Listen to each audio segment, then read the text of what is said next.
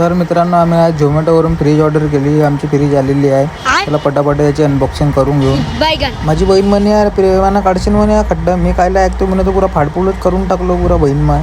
मग हे लोक असे दात काढत होते. मग काय झालं तर माहित नाही. अरे बायकोचीच गोष्ट करे. खरं नाही ते कधी मी बायकोचीच गोष्ट खरी. बरोबर का नाही आरती?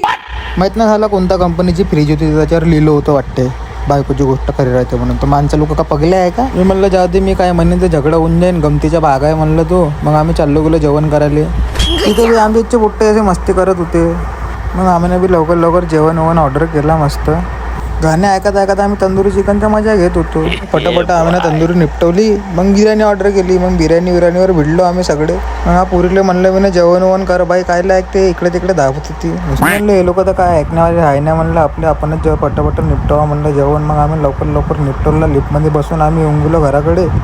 घरी येऊन पाहतो यांची मस्ती अशी चालू होती यार. उलटे सीधे होत होते नुसते, ऐकतच नव्हते. मग मी म्हणलं आणलं उद्या आपल्याला मस्त समुद्रात जायचं म्हणलं आंघोळ करायला. मग तेव्हा हे लोक ऐकले. मग आपण जाऊन आता उद्या समुद्रात.